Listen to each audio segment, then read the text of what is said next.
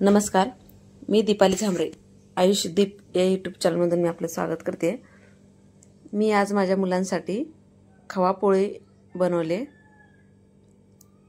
कारण खवा जामुनसाठी आणला होता. जामुन बनवलेच, कायम बनवतोच आपण, पण मुलांना नवीन काहीतरी म्हणलं की पोटभर खाण्यासारखं होतं. त्याच्यामुळे मी ठरवलं की आज खवा पोळीच बनवावी. त्यामुळे हा अर्धा किलो खवा घेतला. त्यात तुमच्या आवडीनुसार साखर टाका. साखर टाकून हे साखर विरघळेपर्यंत गरम होऊ दिले. साखर विरघळल्यानंतर थोडंसं थिकपणा, थोडंसं घट्ट झालं. त्यातलं साखरेचं प्रमाण, पाण्याचं प्रमाण कमी झालं की ते गॅस बंद करून घ्यायचं आहे.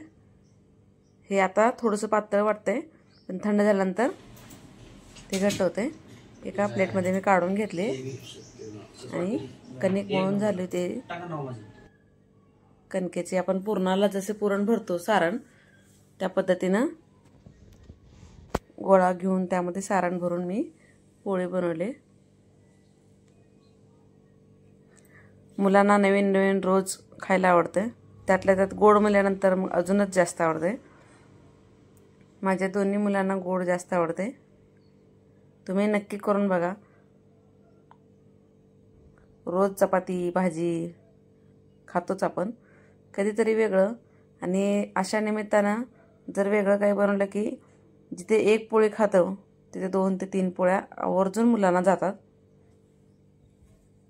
माझ्या मुलाने खूप आवडीने खाल्ली.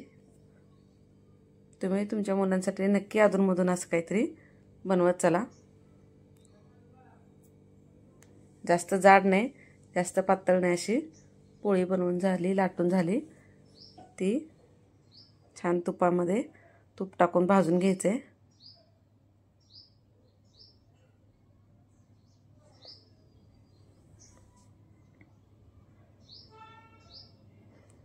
मी तेल कसलंच लावलेलं नाही आहे, तूपच लावलं आहे. काही काही मुलं तुपाचं प्रमाण कमी खातात. त्यांना अशा पद्धतीनं तूप खाण्यात पोटात गेलं तरी चालते. तयार झाली आपली खवा पोळी. माझे व्हिडिओ आवडत असल्यास नक्की कमेंट करून सांगत चला. सबस्क्राईब केलं नसेल तर नक्की करा. चला, छान छान खवा पोळी. वरून थोडंसं अजून तुपाची धार देऊया.